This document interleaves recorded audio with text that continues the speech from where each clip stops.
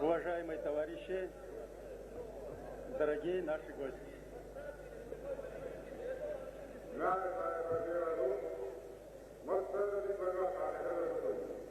Я искренне поздравляю вас и себя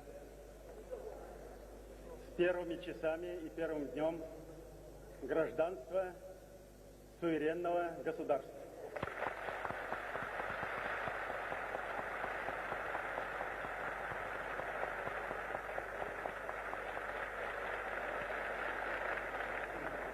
Декларация принята, и я при полном убеждении, что если даже у кого-то появится мысль противиться этому, то это будет потенциальный противник нашего народа.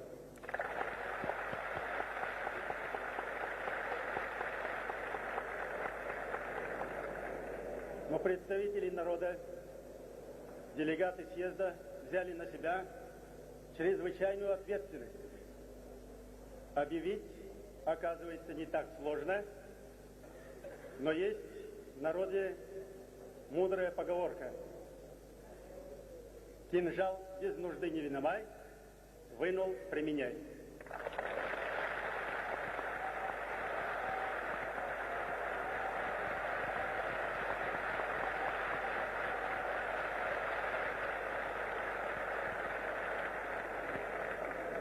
Кинжал обнажен. Теперь нам надо подумать, как обустроить суверенное государство. Это чрезвычайно ответственный и сложный процесс.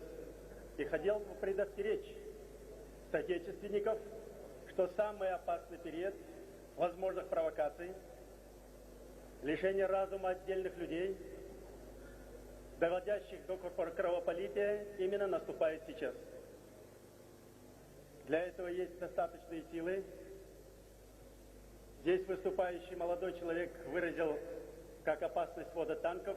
Танк не опасен, он виден, под него можно лечь, с гранатами взорвать.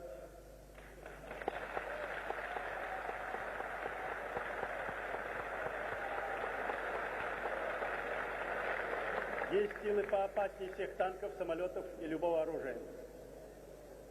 Семиэтажные здания, которые стоят на следующей улице, если даже в каждом кабинете из них сидит один человек, можно себе представить, какие силы для этой республики.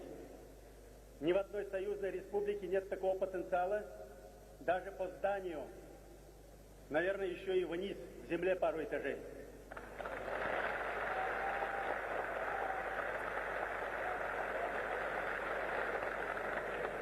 Как бы не было тяжело признать и взять на себя такую ответственность, пока в суверенной республике не будут свои силы защиты,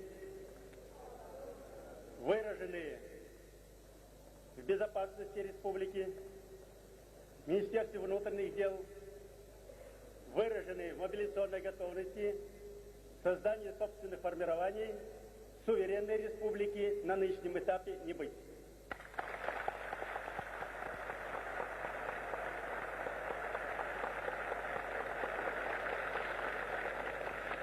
Это подтверждает ход событий, развернувшейся борьбы во всех регионах. И, как здесь было сказано, теперь надо действовать и помощи извне не ждать.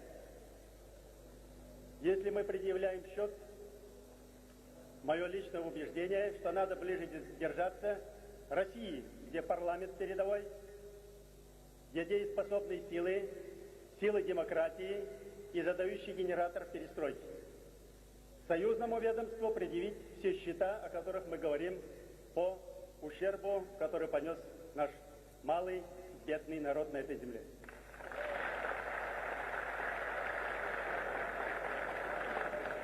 Благополучие, которое сейчас относительно имеется в республике по сравнению с другими регионами, обеспечено, наверное, прежде всего гибкостью руководства, которому надо отдать должное, и не меньше мудрости народа.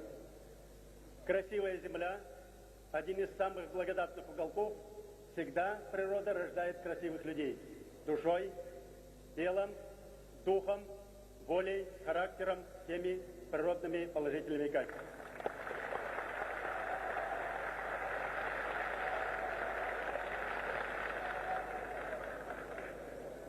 Когда много говорят, я бы просил соотечественников не обращаться к славе прошлого.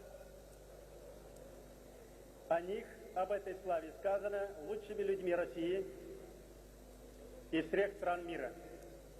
Когда мы сами об этом много говорим, это значит, духовный потенциал нынешнего поколения иссяк.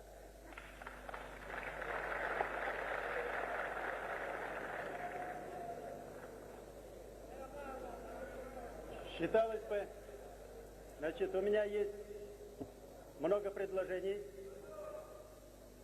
которые, если заинтересует оргкомитет и при полном убеждении, если до сих пор были сомнения в возможности удержать демократию, создание правового государства, то молодые люди из состава оргкомитета, которые сумели в тягчайших условиях собрать съезд народа при высшей организации относительно нашего времени, то потенциал молодежи есть, силы есть. Остальные предложения по парламенту, если их заинтересует руководство и оргкомитет, я передам письменно. Спасибо за внимание, удачи и вперед!